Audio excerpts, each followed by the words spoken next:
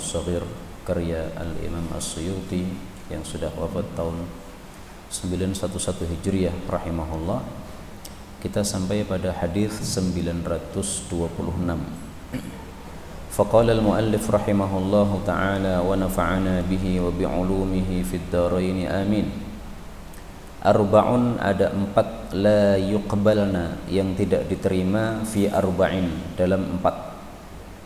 Apa saja 4 itu? Pertama, nafaqatun min khiyanah, satu infak dari khianat, misalnya korupsi. Au sariqatun, atau pencurian. Au ghululun, atau harta ghulul. Ghulul itu adalah korupsi dari harta ghanimah. Au malu yatimin, atau harta anak yatim. 4 ini tidak diterima fi hajjin, untuk haji, wala umrah, atau untuk umrah, wala jihadin, atau untuk jihad, wala sadaqah, atau untuk sedekah. Hadis ini derajatnya dhaif, tetapi isinya benar, bahwasanya Allah tidak akan menerima nafkah yang haram digunakan untuk sesuatu amal ibadah. Kenapa? Karena Rasul sallallahu alaihi wasallam bersabda, Innallaha ta'ala thayyibun la yaqbalu illa thayyiba. Allah itu maha baik, tidak menerima kecuali yang baik. Nah, harta yang dari haram itu termasuk harta yang buruk, maka tidak akan diterima oleh Allah Subhanahu wa ta'ala. Dan dari sini kita ambil pelajaran juga bahwa ternyata tidak semua hadis dhaif itu isinya salah, ya. Ini termasuk satu hadis dhaif tetapi isinya benar. 927, arba'un, ada 4 perkara ungzilna, yang diturunkan, min kanzin, dari satu simpanan atau satu gudang, tahtal arsy, di bawah singgasana Allah. Yang pertama adalah Ummul Kitab, surat Al-Fatihah. Disebut Ummul Kitab karena merupakan induk dari Al-Quran, yaitu ringkasan isi Quran di dalam Al-Fatihah. Wa ayatul kursi, dan ayat kursi. Wa khawatimul Baqarah, dan penutup-penutup surat Al-Baqarah. Artinya 3 ayat terakhir dari surat Al-Baqarah, ya, rukuk terakhir Al-Baqarah, mulai dari lillahi ma fis samawati itu. Wal Kautsar, dan surah Al-Kautsar. Tetapi hadis ini derajatnya dhaif. Adapun yang sahih adalah sabda Nabi sallallahu alaihi wasallam dalam Sahih Muslim, wa u'titu hadhil ayat min akhir suratil Baqarah. Saya diberi oleh Allah ayat-ayat ini, yaitu 3 ayat terakhir dari surat Al-Baqarah, dari akhir surat Al-Baqarah. Min kanzin tahtal arsy, dari satu gudang di bawah singgasana Allah, lam yu'taha nabiyyun qabli, yang tidak diberikan kepada seorang nabi pun sebelum Nabi Muhammad sallallahu alaihi wasallam. Nah, maka dari 4 ini yang sahih hanyalah khawatimul Baqarah, 3 ayat penutup surat Al-Baqarah. Ini betul-betul dari gudang di bawah singgasana Allah Subhanahu wa ta'ala. Adanya 3 ayat ini, sumbernya dari gudang di bawah singgasana Allah, menunjukkan fadilahnya. Karena kalau di bawah singgasana Allah berarti dekat dengan Allah Subhanahu wa ta'ala. Nah, sesuatu yang didekatkan kepada Allah itu menunjukkan fadilahnya. Maka fadilah 3 ayat terakhir dari surat Al-Baqarah ini, sampai-sampai Ali bin Abi Thalib mengatakan, saya tidak pernah melihat orang yang berakal sebelum tidur kok tidak membaca 3 ayat akhir dari Al-Baqarah. Artinya menurut beliau, orang sebelum tidur tidak membaca 3 ayat akhir Baqarah, ini berarti tidak berakal. Bukan berarti membacanya harus pas di atas tempat tidur, enggak. Yang penting dalam satu malam itu bisa kita baca ba'da maghrib atau ba'da isya, 3 ayat terakhir dari Al-Baqarah itu dibaca. 928, arba'un, ada 4 perkara, haqqun 'alallahi, 4 orang, ya, yang merupakan kepastian atas Allah Ta'ala, alla yudkhilahumul jannah, untuk tidak memasukkan mereka jannah, wala yudhiqahum na'imaha, tidak mencicipkan kepada mereka nikmat-nikmat jannah. Siapa saja? Pertama, mudminu khamrin, orang yang terus-menerus minum minuman keras, orang yang selalu menenggak minuman keras. Wa akilu riba, dan orang yang makan riba. Wa akilu malil yatim, dan orang yang makan harta anak yatim bi ghairi haqqin, tanpa hak. Jadi boleh makan harta anak yatim tapi dengan hak. Wal aqu, dan orang yang mendurhakai liwalidayhi, kepada kedua orang tuanya. Hadis ini derajatnya juga dhaif. Adapun yang sahih saya temukan yang semakna, yaitu la yadkhulul jannata, tidak masuk ke dalam jannah 3 orang, mannanun wala aqun wala mudmin khamrin. Mannan, orang yang mengungkit-ungkit pemberian. Aqun, orang yang durhaka kepada orang tua. Mudminu khamrin, orang yang selalu minum minuman keras. Nah, ini yang sahih hadisnya, bahwa 3 orang ini diancam tidak bakal masuk ke dalam jannah. Kata-kata la yadkhulul jannah, tidak masuk jannah, maksudnya tidak masuk jannah secara langsung. Artinya dia berhak untuk disiksa dulu di neraka. Karena kaidah Ahlus Sunnah wal Jamaah bahwa setiap muslim itu pasti masuk surga, meskipun dia minum minuman keras. Kalau dia muslim, masuk surga. Ada sahabat Nabi suka minum minuman keras, namanya Wahsy. Bahkan dalam sejarah disebutkan setelah dia masuk Islam, dia masih kadang-kadang mabuk. Lah kok begitu ya, mungkin dia khilaf ya. Tapi jangan mencela sahabat Nabi, yang penting. Jangan mengatakan wah berarti saya lebih bagus daripada sahabat Nabi. Enggak. Karena sahabat Nabi itu keburukannya kalau dilihat dengan kebaikannya, itu keburukannya seperti titik. Nah, kalau kita itu kebaikan dengan keburukan buh-buhan, lebih banyak yang mana? Nah, maka jangan sekali-kali meremehkan Wahsy sahabat Nabi, meskipun dalam biografinya disebutkan masih minum minuman keras. Wallahu a'lam bishawab ya, karena kadang-kadang biografi itu tidak sahih. Maka kalau dalam hadis ini tadi disebutkan 4, nah maka yang sahih adalah dalam hadis yang sahih tadi 3 ya. 929 arbaun, ada 4 afdalul kalam yang merupakan ucapan paling utama. Wala yadurruka, dan tidaklah memadarati engkau bi ayyihinna bada'ta, mana saja kamu ingin memulai. Subhanallah dulu boleh, alhamdulillah dulu boleh, la ilaha illallah dulu boleh, Allahu akbar dulu juga boleh. Hadis ini sahih. Nah, hadis ini menunjukkan bahwa 4 wirid ini merupakan wirid yang afdalul kalam, wirid yang paling utama. Maksudnya afdal itu adalah paling besar pahalanya. Jadi kata-kata afdal untuk amalan itu maksudnya paling besar pahalanya. Maka siapa yang pengen wirid pahalanya besar, pilih 4 wirid ini: tasbih, tahmid, tahlil, takbir. Tapi para ulama sepakat semua wirid-wirid yang disebutkan paling utama oleh Nabi itu maksudnya paling utama setelah tilawah Quran. Tilawah Quran adalah wirid nomor 1 yang tidak bisa dikalahkan. Habis itu wirid-wirid yang lain ini. Nah, 4 wirid ini, tasbih, tahmid, tahlil, takbir, ini disebut al-baqiyatus shalihat.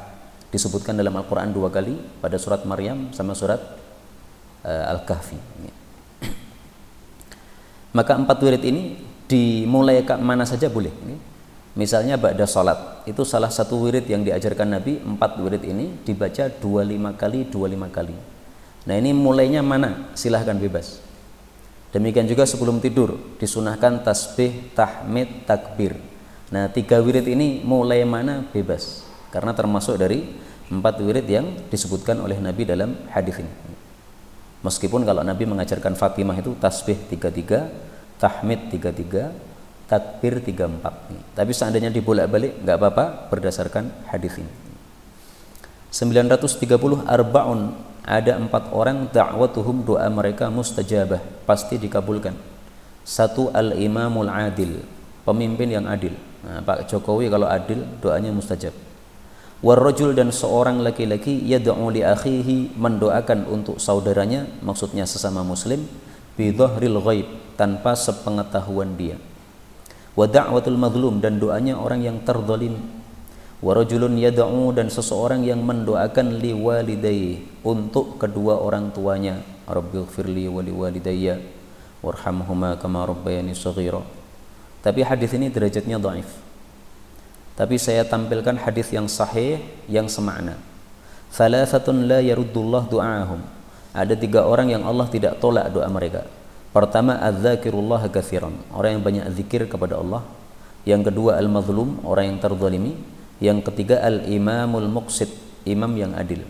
Nah, ini yang sahih hadisnya riwayat Baihaqi dalam Syu'abul Iman, lafalnya al-imamul muqsit. Kalau yang tadi apa? Al-imamul adil. Terjemahnya sama, hanya kalimatnya berbeda.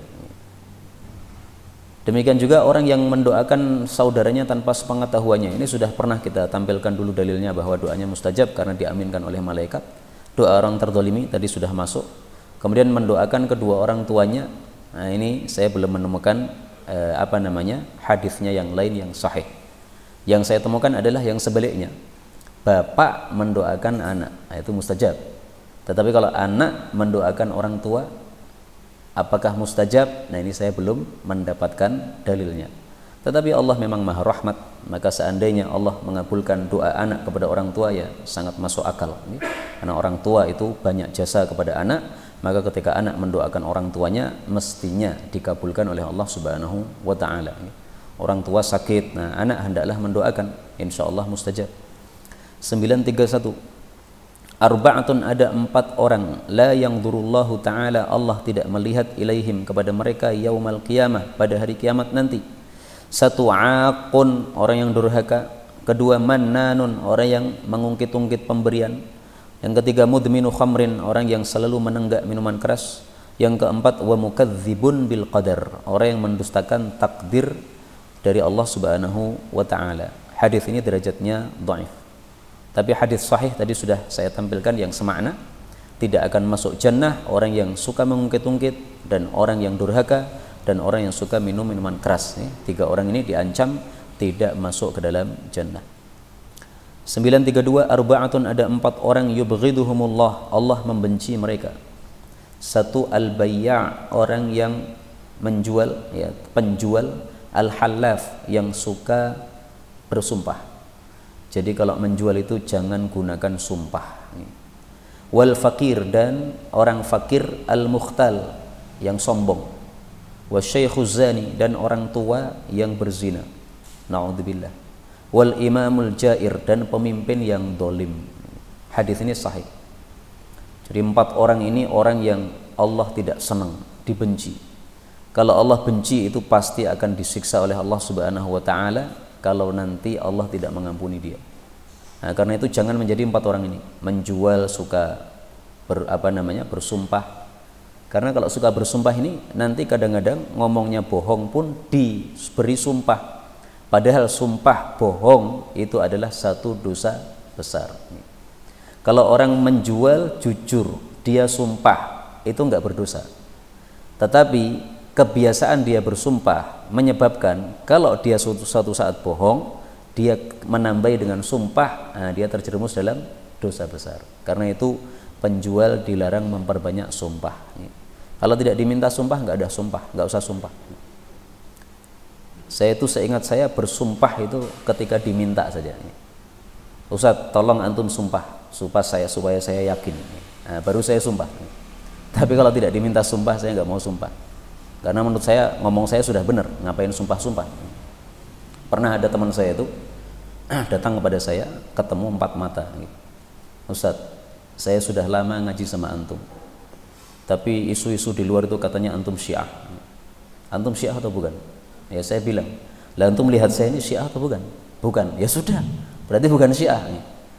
Nah, dia tanya lagi, tapi katanya Syiah itu suka taqiyah. Nah, barangkali antum taqiyah, Ustaz. Saya mengatakan saya tidak taqiyah karena saya bukan Syiah. Terus dia terakhir mengatakan, gini Ustaz, supaya saya yakin, tolong antum sumpah bahwa antum itu enggak Syiah. Nah, sekali itu saya seumur hidup saya ingat saya itu sumpah diminta itu. Nah, maka saya mengatakan, wallah saya tidak Syiah dan saya tidak mungkin taqiyah. Karena taqiyah itu sifatnya orang-orang Syiah. Kecuali taqiyah yang diajarkan dalam Islam, ada itu, illa anta taqu minhum tuqah. Nah, itu bukan taqiyahnya Syiah, itu taqiyahnya Qur'aniyah, ya, taqiyah yang diajarkan oleh Islam. Nah, itu beda lagi. Tapi kemudian orang fakir yang sombong, kenapa dibenci oleh Allah? Karena orang fakir itu mestinya tidak sombong. Apa yang disombongkan? Nah, maka dia semestinya tidak berhak sombong, maksudnya tidak ada jalan untuk sombong, kok sombong. Ini menyebabkan dibenci oleh Allah. Demikian juga orang tua yang berzina. Orang tua itu kan mestinya syahwatnya sudah kecil, kok masih zina. Nah, ini mestinya tidak pantas berzina. Semua orang tidak pantas berzina, apalagi orang tua. Demikian juga al-imamul jair. Pemimpin itu nggak perlu zalim. Pemimpin itu sudah berkuasa kok. Dia ngomong apa saja dia berkuasa. Kok masih zalim, nemen tenan nih. Nah, maka 4 orang ini semuanya orang-orang yang nemen sehingga berhak dibenci oleh Allah Subhanahu wa taala. 933, arba'atun, ada 4 tajri alaihim, yang mengalir kepada mereka, ujuruhum, pahala-pahala mereka, ba'dal maut, setelah mati. 1, man mata, orang yang mati, murabiton fi sabilillah, dalam keadaan melakukan ribat fi sabilillah. Nah, kalau sekarang misalnya saudara-saudara kita di Palestina yang berada di kampung Syekh Jarrah. Kampung Syekh Jarrah ini direbut oleh orang-orang Israeliyin. Nah, maka kalau mereka tidak mau memberikan tanah mereka, akhirnya terbunuh. Nah, itu termasuk mata murabiton fi sabilillah. Yang kedua adalah waman 'allama ilman ujriya lahu 'amaluhu, orang yang mengajarkan satu ilmu maka dialirkan kepadanya amalnya, ma umila bihi, selama amal itu masih diamalkan.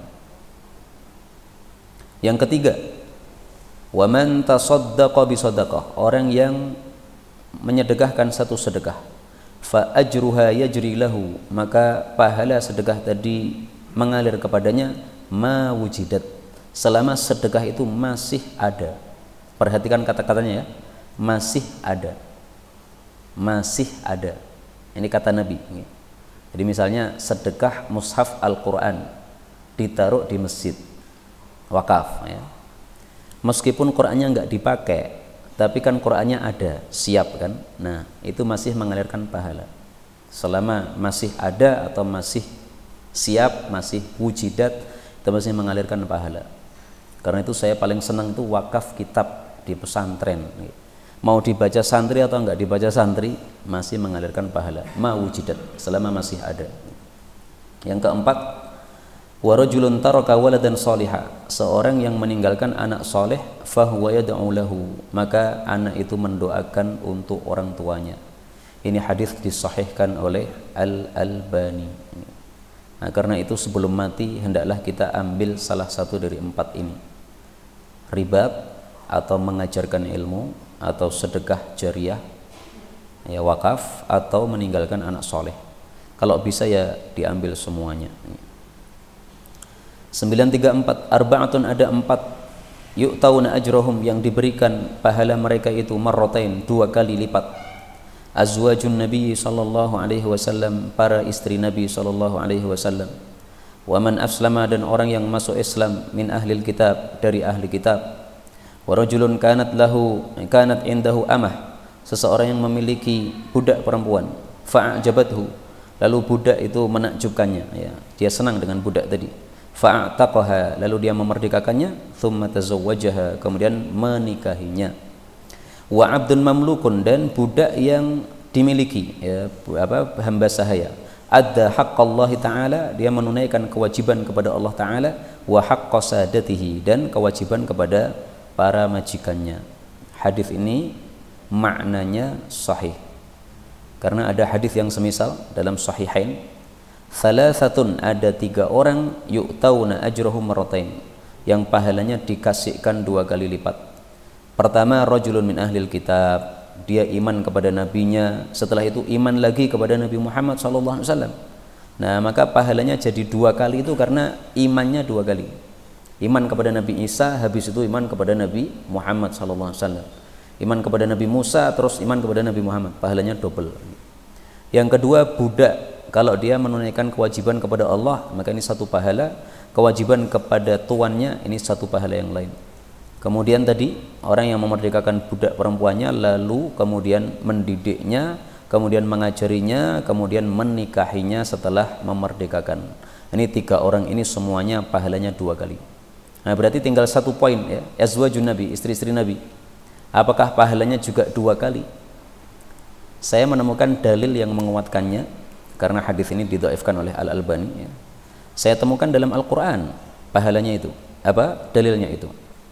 Pada surah Al-Ahzab, Allah Subhanahu wa taala mengatakan, ya nisa'an nabiyyi lastunna ka ahadim minan nisa'i in ittaqaytunna fala takhda'na bil qaul wahai istri-istri Nabi, lastunna ka ahadi minan nisa, kalian itu tidak seperti wanita-wanita yang lain, yaitu selain istri Nabi.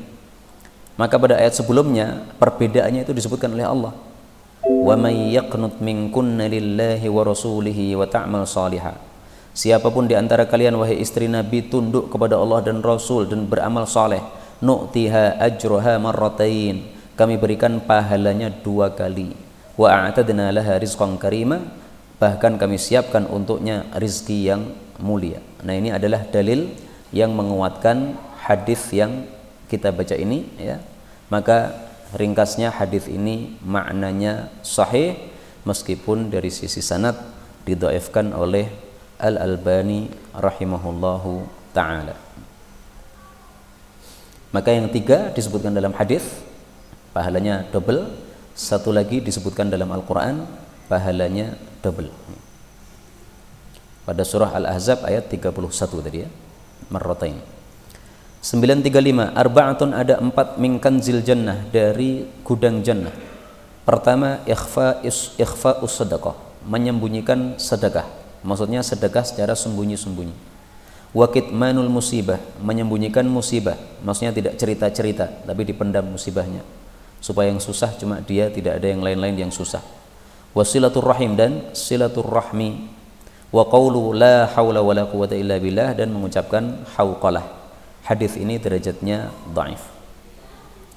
Yang sahih adalah aktsir min la haula wa la quwata illa billah, perbanyaklah ucapan la haula wa la quwata illa billah, fa innaha min kanzil jannah, karena ucapan hauqalah itu termasuk simpanan jannah. Nah, kalau ini sahih diriwayatkan oleh Ibnu Hibban dalam kitab sahihnya. Nah, maka dari 4 ini yang sahih yang saya temukan hanya 1, yaitu la haula wa la quwata illa billah. 936, arba'una khoslah, ada 4 perkara. A'lahunna, yang paling tinggi dari 40, ya. Ada 40 perkara yang paling tinggi dari mereka adalah minhatul anzi, meminjamkan kambing. Maksudnya meminjamkan kambing kepada orang miskin, sehingga orang miskin itu bisa memerah susunya. Kalau susunya sudah habis, sudah tidak bisa diperah lagi, kambing dikembalikan. Nah, nanti diganti kambing yang lain. Nah, itu namanya minhatul anzi. La yu'malu, tidaklah diamalkan. La ya'malu, tidaklah mengamalkan. Abdun, seorang hamba. Bi khoslatin minha, dengan salah satu bagian dari 40 tadi. Raja'a thawabiha, karena mengharap pahalanya. Wa tasdiqa mau'udiha, dan membenarkan janjinya, janji dari Allah subhanahu wa ta'ala di dalamnya. Illa adkhalahu Allah ta'ala bihal jannah, kecuali Allah pasti memasukkannya ke dalam jannah. Hadis ini menunjukkan bahwa jalur-jalur untuk mendapatkan pahala sangat banyak. Ringkasnya, masuk surga itu mudah, tapi demikian juga jangan lupa masuk neraka juga mudah. Hari raya Natal ikut-ikutan selamat Natal, udah berhak masuk neraka, udah. Karena berarti Anda merestui keyakinan Tuhan melahirkan anak. Nah, itu satu syirik. Na'udzubillahi min syarri dzalik. Karena itu Rasul sallallahu alaihi wasallam bersabda, al jannatu aqrabu ila ahadikum min syiraki na'lihi wan naru mithlu dzalika. Jannah itu lebih dekat kepada masing-masing kalian daripada serampat sandalnya. Neraka pun juga semisal itu. Hadis riwayat Bukhari. Mudah-mudahan semua kita diberi taufik oleh Allah untuk selalu dalam kebaikan sehingga berhak masuk jannah. Amin ya rabbal alamin. 937, arba'una rajulan, 40 orang itu disebut ummatun, itu satu umat. Walam yukhlis, dan tidaklah mengikhlaskan, arba'una rajulan, 4 orang, fid du'ai, di dalam berdoa, limayyitihim, untuk mayit mereka, illa wahabahullahu ta'ala lahum, kecuali Allah memberikan mayit itu kepada mereka. Maksudnya Allah kabulkan doa mereka terhadap mayit itu. Wa ghafara lahu, dan Allah pasti mengampuni si mayit. Hadis ini derajatnya dhaif, tetapi ada hadis sahih yang semakna. Rasul sallallahu alaihi wasallam bersabda, "Ma min rajulin muslimin yamutu", tidak ada seorang pun muslim mati, fayaqumu ala janazatihi arba'una rajulan, lalu disolati oleh 40 orang. Tapi ada syaratnya 40 ini. Kalau tidak memenuhi syarat tidak mendapatkan fadilah ini. Syaratnya adalah la yusyrikuna billahi syai'a. 40 orang ini tidak syirik kepada Allah. Illa syafa'ahumullahu fi. Nah, itulah mereka yang syafaatnya atau doanya diterima oleh Allah Subhanahu wa taala. Maka hadis ini menunjukkan dua perkara. Pertama, menunjukkan fadilah memperbanyak orang yang mensolatkan jenazah. Karena itu salat jenazah boleh diundur apabila tujuannya untuk memperbanyak yang salat. Misalnya jenazah sudah siap dikuburkan jam 1 malam, tapi kita undur nanti menguburnya jam 6 pagi supaya ba'da subuh bisa kita umumkan, karena ba'da subuh ada pengajian. Nah, nanti setelah pengajian semuanya ikut mensolatkan jenazah, habis itu dikuburkan, nggak apa-apa. Ini mengundur sedikit untuk maslahat si mayit, tidak apa-apa. Yang tidak boleh adalah mengundur-undur penguburan jenazah untuk maslahat orang hidup. Ini nggak boleh. Anaknya yang dari Jakarta belum pulang, anaknya yang dari luar negeri belum balik, nggak boleh itu. Itu berarti maslahatnya si hidup, nggak boleh. Tapi kalau untuk memperbanyak orang yang sholat ini maslahatnya si mayit, nggak apa-apa. Nah, maka ini maknanya sahih ya. Kemudian yang kedua, hadis tadi sekaligus menunjukkan bahwa kita harus berteman dengan orang-orang yang baik. Karena yang menyolatkan jenazah kita nanti orang-orang yang kita berteman dengannya.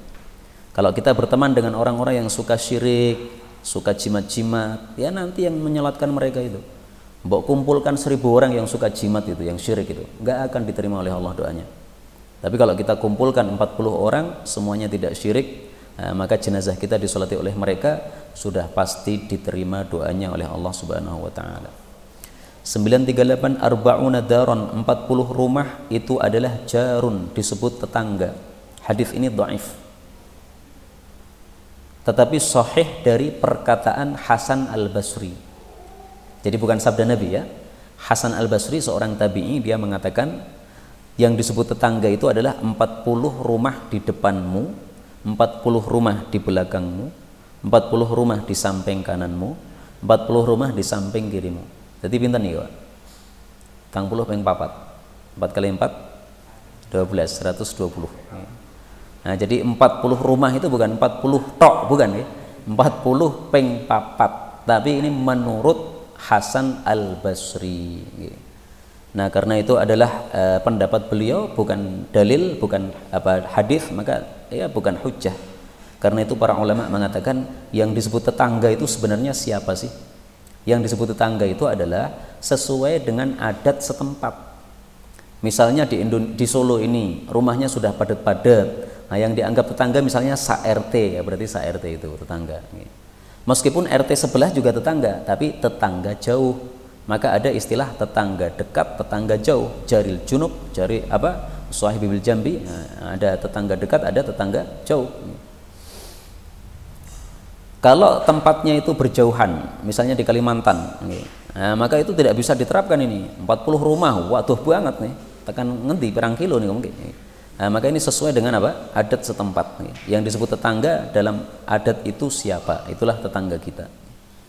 939 irji'na, kembalilah kalian wahai para wanita, ma'zuratin, dalam keadaan mendapatkan dosa, ghaira ma'juratin, yang tidak mendapatkan pahala.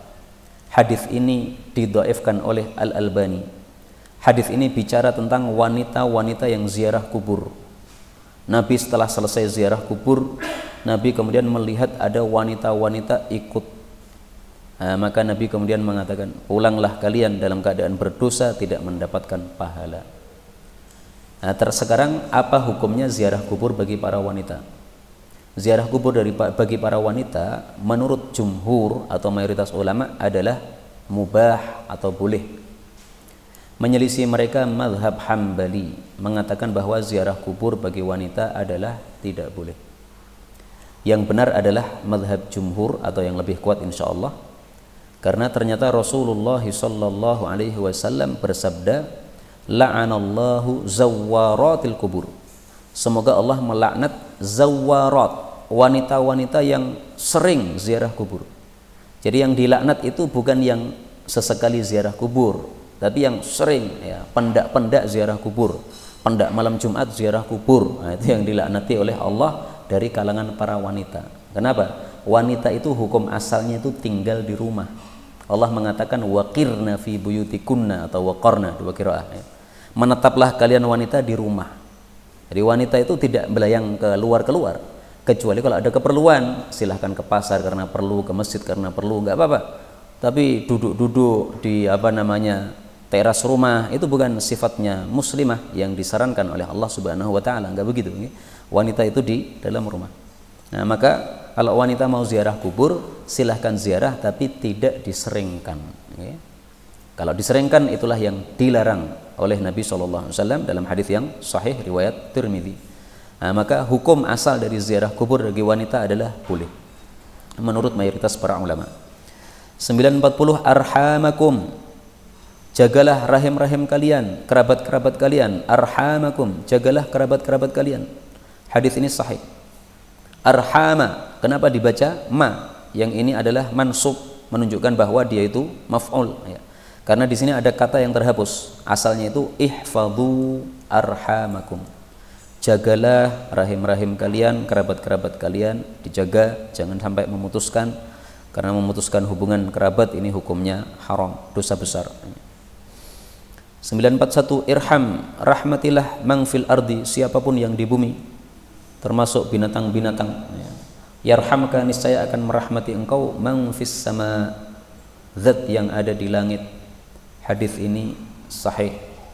Para ulama berselisih pendapat siapa yang dimaksud mang fis sama. Ada dua pendapat. Pendapat pertama mengatakan bahwa mang fis sama adalah Allah. Jadi siapa yang merahmati hamba-hamba Allah yang ada di bumi, Allah yang menciptakan hamba-hamba itu akan balas merahmati dia. Karena hamba-hamba ini ciptaan Allah. Nah, ketika dirahmati oleh seseorang, Allah balas merahmati. Al-jaza min jinsil amal. Pendapat yang kedua, mang fis sama ini maksudnya adalah para malaikat. Jadi kalau kita merahmati penduduk bumi, maka para malaikat yang di langit itu akan merahmati kita. Bagaimana para malaikat merahmati kita? Malaikat akan menjaga kita dari musibah-musibah, dari bahaya-bahaya. Tentu saja dengan izin Allah Subhanahu wa taala. Nah, maka musibah corona ini supaya kita aman darinya, bagaimana cara kita selain berdoa ya? Selain berdoa adalah cara kita merahmati seluruh penduduk bumi.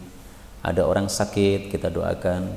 Ada orang butuh bantuan, kita bantu sesuai kemampuan.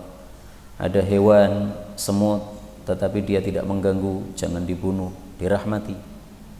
Kalau perlu dikasih gula supaya dia kenyang, tidak menggigit. Mungkin semut menggigit itu karena kita util, atau dikai pangan akhirnya gigit. 942 irhamu, rahmatilah, turhamu, niscaya kalian juga akan dirahmati. Waghfiru, dan maafkanlah, yughfal lakum, niscaya akan dimaafkan untuk kalian. Wailun, celaka, liakma'il qaul, bagi orang-orang yang mendengarkan perkataan tapi tidak mengamalkan. Akma' itu adalah orang-orang yang mendengarkan perkataan seperti kita di majelis ini, tapi setelah mendengarkan nggak pernah digubris, nggak pernah diamalkan. Itu akma'. Nah, maka ini ancaman bagi orang-orang yang belajar ilmu seperti kita tapi tidak mau mengamalkan. Wailun, celaka. Wailun lil musirrin, celaka bagi orang-orang yang berterus-terusan. Alladzina yusirruna ala ma fa'alu, orang yang berterus-terusan terhadap perbuatan mereka, maksudnya perbuatan dosa, wa hum ya'lamun, padahal mereka sudah ngerti bahwasanya perbuatan itu haram. Misalnya sudah tahu bahwasanya riba itu haram, tapi masih nekat pinjam duit dari bank. Ketika dinasihati, yang penting saya tidak makan riba, yang makan kan banknya, saya tidak makan. Dia lupa bahwa Nabi SAW melaknati semuanya, yang memberi makan riba maupun yang memakan riba, semuanya dua-duanya dilaknat oleh Allah, sama saja. Jadi kita pinjam uang dari bank atau kita nabung di bank kemudian ada bunganya, sama-sama dilaknat oleh Allah.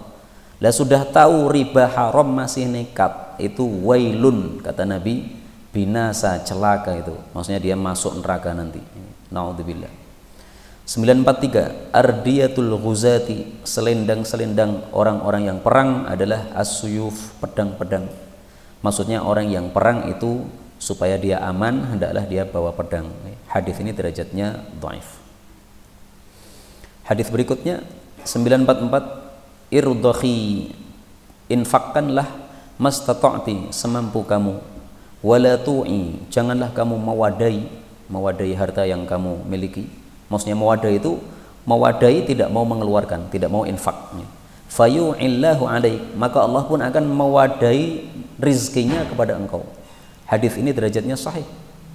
Hadis ini sabda Nabi kepada Asma binti Abi Bakar, berarti kepada kakak ipar Nabi. Asma ini kan termasuk keluarga miskin. Zubair ini termasuk suaminya Asma ini keluarga miskin. Meskipun dia keluarga miskin, Nabi berpesan, wahai Asma, kamu kan miskin ya, tapi irdakhi mastata'ti, tetap kamu infak semampu kamu. Jadi orang-orang miskin tetap disuruh infak oleh Nabi SAW. Kata-kata irdakh, rodokh itu artinya al-ata'ul yasir, pemberian yang sedikit. Infaklah meskipun sedikit semampu kamu. Nah, itu maknanya. Kamu jangan mewadai, maka Allah pun akan mewadai rizkinya. Artinya kalau kita punya harta, kita infakkan, Allah akan ganti. Kalau kita punya harta, kita wadai, nggak pernah infak sama sekali, 0% infak, semuanya untuk perut kita dan perut keluarga kita, maka Allah juga akan tahan nafkahnya.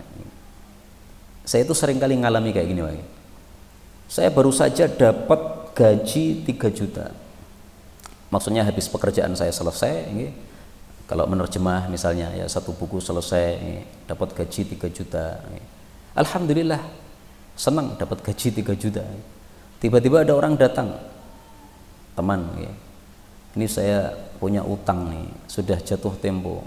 Berapa, Pak? 3 juta. Nah, karena saya baru dapat 3 juta ya akhirnya saya lepas pon lagi, dinggirin 3 juta. Begitu saya lepas, tiba-tiba ada orang telepon, Ustaz, nomor rekening berapa? Ya saya kirim aja. Habis itu tiba-tiba dia ngirim bukti transfer, ini saya kirim untuk antum, silahkan dinikmati, hadiah saja. Masya Allah cepatnya. Pagi saya kasihkan orang yang utang tadi itu, tiba-tiba besok paginya sudah ada yang kirim lagi. Ini contoh, wala tu'i fayu'illahu alaik, jangan kamu wadai, maka Allah akan mewadai untuk kamu. Artinya semakin rizki kita itu kita keluarkan, Allah akan semakin beri ganti. Tapi semakin kita wadai, tidak pernah dikeluarkan, maka Allah pun juga akan menahan rizkinya. Semestinya rizki dari Allah ini akan datang, tapi gara-gara kita menahan, maka rizkinya pun tertahan. Nah, maka konsep harta itu sebagaimana kata Allah dalam Al-Quran, wa ma anfaqtum min syai'in fahuwa yukhlifuh, apapun yang kalian infakkan dari sesuatu apapun juga, Allah yang akan menggantinya. Yukhlifuh, Allah mengganti. Tapi jangan infak niatannya supaya dapat ganti. Infak 50.000 kudu balik 100.000, ya ora infak jenenge. Ya ora infak ngeten iki. Niki namanya apa? Util. Util kenapa? Karena dia maunya 50.000 dikeluarkan, kalau balik 500. Yang namanya Allah mengganti itu bukan harus duit diganti duit, nggak harus begitu. Duit kita keluarkan, diganti sehat nggak sakit, itu juga sudah dikasih ganti. Karena sama aja, kita sakit, nanti duitnya juga keluar sama. Keluarnya sama, duitnya 3 juta yang keluar. Kenapa? Anakmu sakit, mlebu rumah sakit, bayar 3 yuto, padha wae. Nah, maka kata-kata yukhlif ini sebagian orang salah paham. Infaklah 50.000 nanti akan balik 500.000, itu bukan perkataan ulama, itu perkataan ahli dunia nih. 945, ardu, relakanlah musaddiqikum, orang-orang yang menarik zakat di antara kalian. Hadis ini maksudnya orang-orang kaya yang mengeluarkan zakat itu jangan menahan apapun yang diminta oleh orang yang menarik zakat, karena yang menarik zakat itu lebih paham mana yang harus dikeluarkan zakatnya. Tapi amil zakat sekarang nggak ada ya. Amil zakat yang sah itu yang diangkat oleh khalifah. Nah, biasanya amil zakat itu dipilih yang alim, yang paham, yang harus diambil itu yang mana, yang tidak boleh yang mana. Nah, maka pemilik harta ini sudah rela aja udah. Karena yang diangkat ini sudah seorang alim, sudah paham dia mana yang harus diambil. Maka harus ardu, diridokan. Dia minta ini yang harus saya ambil, ya sudah, berikan aja. 946, irfa izaraka, angkatlah sarungmu, maksudnya jangan isbal, wattaqillah, dan takwalah kepada Allah. Hadis ini sahih menunjukkan bahwa isbal itu haram. Kenapa? Karena Nabi mengkaitkan mengangkat celana dengan takwa. Artinya kalau tidak mengangkat celana, yaitu celana tidak lebih dari mata kaki, tetapi malah lebih rendah dari mata kaki, itu berarti tidak takwa. Tidak apa? Tidak takwa. Padahal takwa hukumnya wajib. Hadis berikutnya menguatkan 947, irfa izaraka, angkat sarungmu, fa innahu anqa li thawbik, karena hal itu lebih membersihkan bajumu. Karena kalau isbal apalagi sampai ngelengsreh ke tanah itu jadi kotor. Wa atqa li rabbik, dan lebih takwa kepada Rabbmu. Hadis ini dhaif. Yang benar adalah bahwa hadis ini perkataan Sayyidina Umar. Sayyidina Umar ketika ditusuk orang, kemudian dia hampir mati, kan beliau jatuh pingsan akhirnya ya. Nah, kemudian beliau hampir mati itu dijenguk oleh banyak sahabat Nabi, termasuk juga orang-orang tabi'in. Ada salah satu pemuda tabi'in menjenguk Sayyidina Umar. Dia menjenguk dalam keadaan celananya isbal. Nah, dalam kondisi sakit keras seperti itu, hampir wafat, Sayyidina Umar masih menyempatkan nahi mungkar, mengingatkan rakyatnya, kamu pemuda yang baik menjenguk orang sakit, tapi kamu isbal, angkatlah sarungmu lebih tinggi daripada mata kaki, karena itu lebih bersih untuk bajumu dan lebih takwa kepada Allah. Ini Sayyidina Umar yang mengatakan ya, bukan sabda Nabi sallallahu alaihi wasallam. 948, irfa, tinggikanlah al-bunyan, bangunan, ila sama, ke langit, was'alillah, dan mintalah kepada Allah as-sa'ah, akan kelonggaran rumah. Hadis ini didhaifkan Al-Albani. Kata-kata al-bunyan ini sengaja saya kasih tanda kurung karena ternyata tidak ada dalam riwayat Tabarani yang ada pada kita. Mari saya tampilkan riwayat Tabarani. Dan ini sudah diingatkan oleh para ulama ya, bahwa dalam Mu'jam Kabir riwayat Tabarani itu nggak ada kata-kata bina ya. Khalid bin Walid mengadukan kepada Nabi SAW, ad-dhiq fi maskanihi, rumahnya terlalu sempit. Maka Nabi mengatakan, irfa' ilas sama, angkatlah ke langit, wasalillah as-sa'ah, mintalah kepada Allah akan kelonggaran rumah. Nah, di sini tidak ada kata-kata irfa'il bunyan, bukan tinggikan rumah ke langit, bukan. Tapi irfa' ilas sama, tinggikan apa? Angkatlah ke langit. Angkat apanya ini? Kan nggak jelas dong ya. Nah, para ulama menjelaskan yang dimaksud angkat ke langit itu angkat tanganmu. Jadi Khalid bin Walid mengadukan kepada Nabi, ya Rasulullah, rumah saya itu sempit, anak saya bertambah terus, tapi rumahnya ora iso nambah, ranti duit untuk membesarkan rumah. Nah, maka kasih solusi oleh Nabi, kamu angkat tangan ke langit, kamu minta kepada Allah, ya Allah, longgarkan rumahku. Nah, ini makna yang lebih sahih. Jadi bukan disuruh untuk meninggikan bangunan. Orang didit tak meninggikan bangunan piye. Nah, maka kata-kata al-bunyan ini enggak benar nih. Bukan kalau rumahmu sempit maka tinggikanlah bangunan rumahmu. Ya bagi yang punya duit ya oke. Yang enggak punya duit, solusinya angkat tangan. Angkat tangan kepada Allah, solusi segala masalah, doa. Itulah yang dimaksud irfa' ilas sama, ya, angkat tangan ke langit. Ya bolehlah ini dibaca angkat apa bangunan ke langit, maksudnya jadi lantai 2, lantai 3, lantai 4. Tapi ini bagi orang-orang yang punya duit nih. Yang nggak punya duit nggak bisa dibaca begitu hadits ini. Apalagi di sumbernya sana nggak ada kata-kata al-bunyan. 949, irfa'u, angkatlah alsinatakum, lidah kalian, anil muslimin, dari kaum muslimin. Maksudnya jangan mencela kaum muslimin, jangan menggunjing kaum muslimin. Wa idza mata ahadum minhum, kalau mati salah satu dari mereka, faqulu fihi khairan, maka ucapkanlah yang baik-baik tentang si mayit ini. Hadis ini dhaif tetapi maknanya sahih. Kita dilarang bicara jelek terhadap orang yang sudah mati, karena orang yang sudah mati itu sudah mendapatkan balasan yang setimpal atas perbuatannya, dan karena kalau kita membicarakan keburukannya itu mengganggu orang-orang yang masih hidup. Rasulullah bersabda, ini hadis yang sahih, la tasubbul amwat fatu'dul ahya, jangan mencela orang yang sudah mati menyebabkan mengganggu keluarganya yang masih hidup. Hadis riwayat Tirmidzi sahih. Maka ada orang yang sudah mati, ya, dulu dia jelek, ya udah, jeleknya nggak usah diungkit-ungkit. Kalau dia masih hidup, disebutkan kejelekannya dalam rangka untuk mentahdzir supaya orang-orang pada berhati-hati terhadap dia, nggak apa-apa. Okay? Tapi ini sudah mati, ya sudah, nggak usah diungkit-ungkit lagi. Okay? Misalnya orang yang suka pinjam duit nggak balik, nah kita sebutkan keburukannya ini kepada orang-orang supaya nggak terkena imbasnya, nggak ada masalah. Tapi ketika dia sudah mati, nggak usah diungkit lagi. Oke, jenazah yang dhisik gawene utang ra bayar, jangan begitu.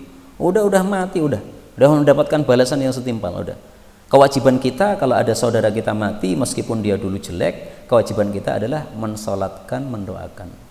Karena itu Nabi berpesan, kalau mendoakan orang mati itu yang ikhlas, jangan menyimpan dendam gitu loh. Karena kalau menyimpan dendam itu berarti tidak akan ikhlas doanya. Karena kalau kita mendoakan orang yang mati tidak ikhlas, nanti bisa-bisa kalau kita mati dibalas oleh Allah setimpal. Orang-orang mendoakan kita juga gak ikhlas. Karena namanya manusia pasti punya keburukan. Kita pun juga punya keburukan sebagaimana orang yang kita sholati tadi punya keburukan. Hadis terakhir ya, 950, ariqa'akum, jagalah budak-budak kalian. Ariqa'akum, jagalah budak-budak kalian. Bagaimana menjaga budak itu? Fa'at'imuhum, berilah makan kepada mereka mimma ta'kulun, dari apa yang kalian makan. Wa albisuhum, berilah pakaian mereka mimma talbisun, dari apa yang kalian pakai. Wa in ja'u bidzanbin, kalau mereka itu melakukan dosa, la turiduna an taghfiruhu, kalian tidak ingin untuk memaafkannya, fabi'u ibadallah, maka juallah hamba-hamba Allah tersebut, isi budak-budak tadi. Wala tu'adzibuhum, jangan menyiksa hamba-hamba Allah. Hadis ini disahihkan oleh Al-Albani. Hadis ini menunjukkan bahwasanya budak pun kita harus berbuat baik kepada mereka, meskipun mereka adalah orang yang rendah, maksudnya derajatnya di bawah kita, tapi tetap kita harus berbuat baik sama mereka. Kenapa? Karena setiap orang itu pasti ada yang di atasnya. Budak di atasnya adalah majikannya, ya. Tapi majikan ini di atasnya lagi ada Allah Subhanahu wa ta'ala. Nah, kalau kita berbuat baik kepada budak kita, Allah yang di atas kita pun juga akan berbuat baik sama kita, ya, dibalas yang setimpal. Wallahu a'lam bissawab. Inilah yang dapat kita pelajari, benarnya dari Allah, dan apabila ada salahnya fa astaghfirullahaladzim li wa lakum. Subhanakallahumma rabbana bihamdika asyhadu an la ilaha illa anta astaghfiruka wa atubu ilaik. Walhamdulillahi rabbil alamin.